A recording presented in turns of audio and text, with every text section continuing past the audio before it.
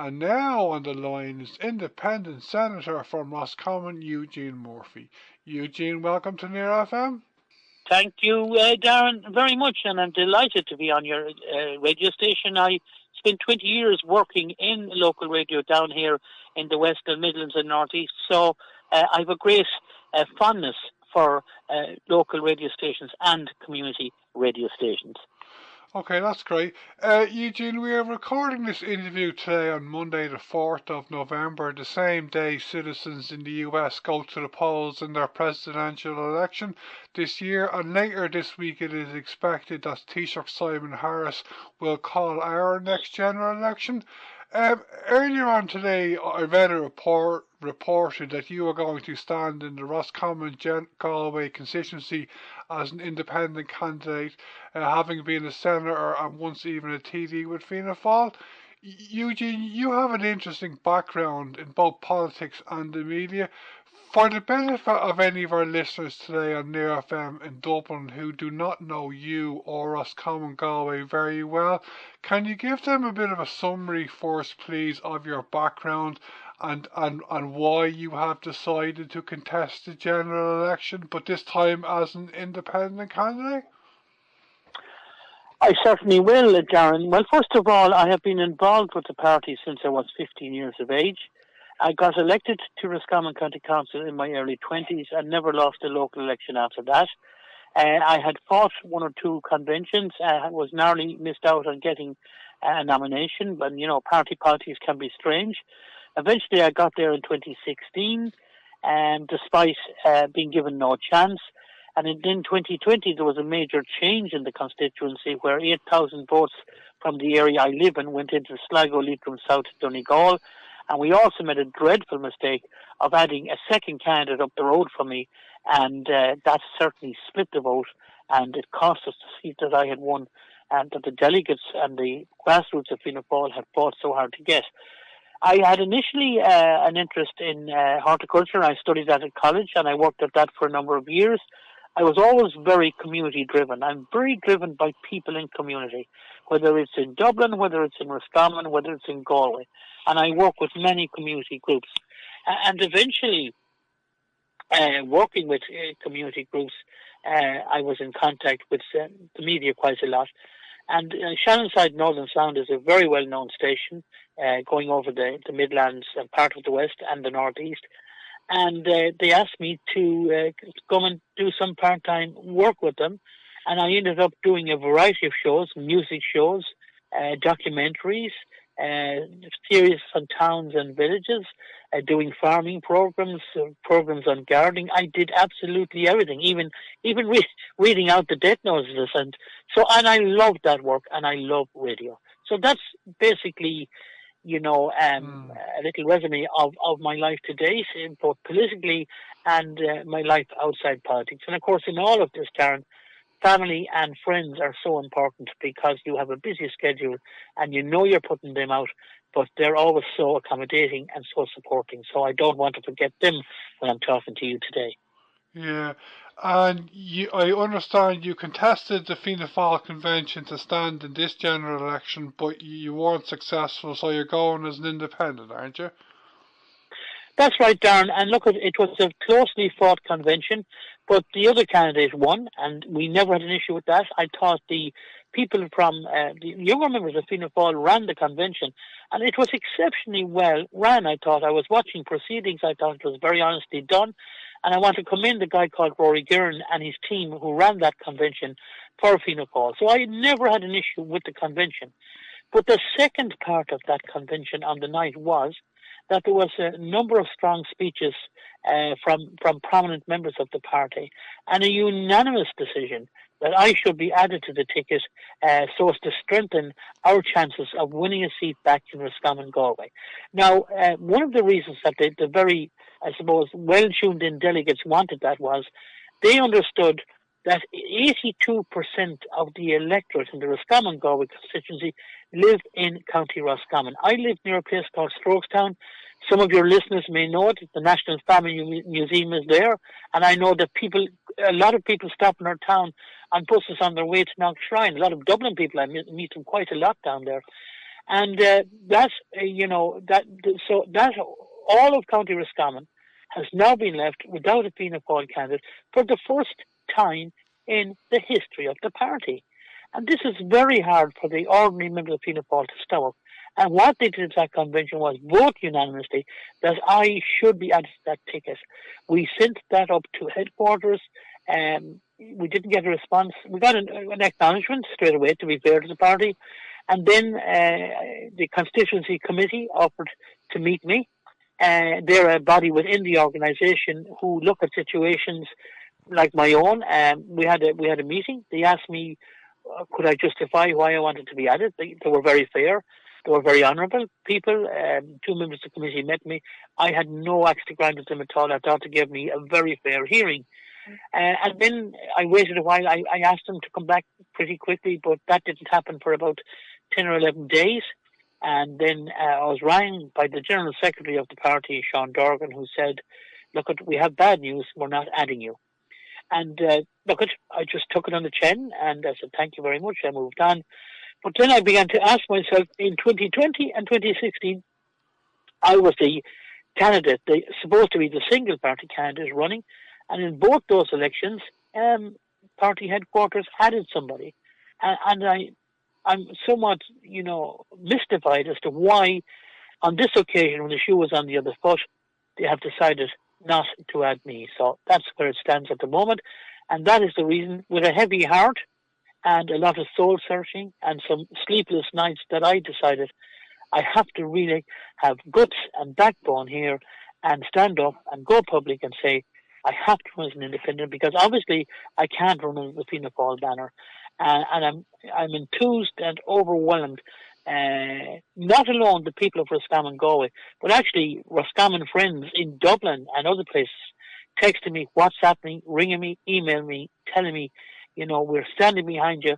Even from afar, we want to help you, and you're standing up for your county. Well done. Okay, that's very interesting.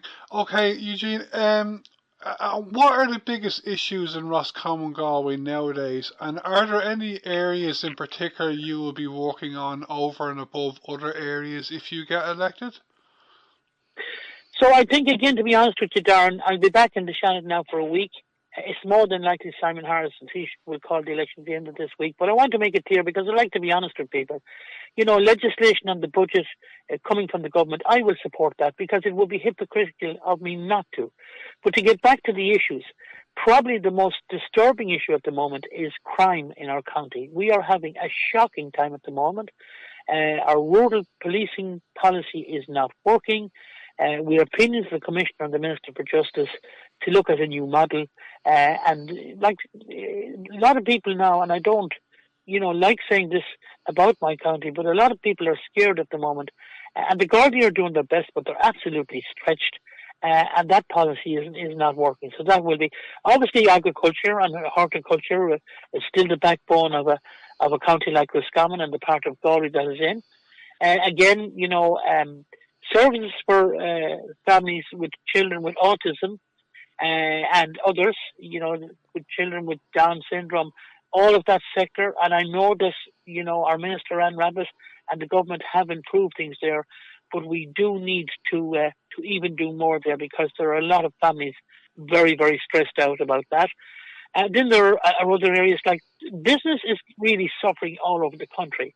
And in some of the small villages and towns where we don't have the turnover of people, cafes and restaurants are really struggling. But not alone them, other usually more of our older fashioned shops are suffering. And again, I want to acknowledge the fact that the government have done something for those businesses. And I'm sure the same is happening in Coolock and other areas as well. Some of the traditional businesses are suffering. So that's a huge priority for me as well. And environment, absolutely. I mean, I think there's probably a misunderstanding from the farming community don't care about the environment. I was brought up on a small farm, and my family, as were my neighbours, all very, very, very careful about the environment going back over the years. And I think sometimes maybe there is wrong finger pointing at the farming community, at the rural community, about environment. The rural communities will play their part and are playing their part. Farmers will play their part. They need, I suppose, they need to be assured that, there's a lot of new grants out now for farmers in relation to environmental issues.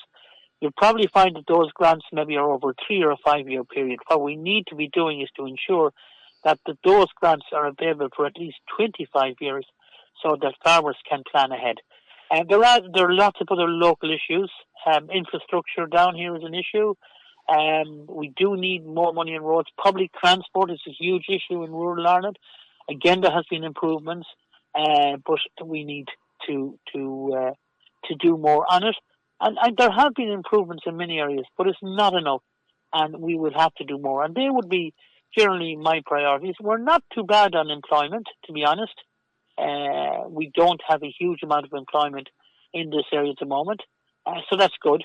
But I suppose many of the people have to travel out of the county. Even it's amazing if you're on the train to Dublin. I usually come into Connolly Station if I'm not driving up, and over recent years I've decided now and again to leave my car at the station in Longford because I'm living in northeast Roscommon, and get on the train whenever I can, sometimes very early in the morning.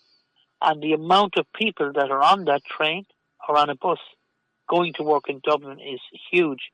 So still a lot of people have to leave and go to Dublin. But I suppose after COVID now, many people are still working a few days at home. So maybe that, eases the burden of travelling up and down every day. So they're mainly the issues. And I suppose even though you're coming to me from a very urban base and I'm coming to you from a very rural base, there's an awful lot of things that we have in common in terms of the problems we have. And, just because we have a problem in the middle of rural Roscommon doesn't mean that a similar problem doesn't exist in your area there, in the Coolock area of Dublin. Yeah. It's great hearing a summary off Eugene of the biggest issues in Roscommon.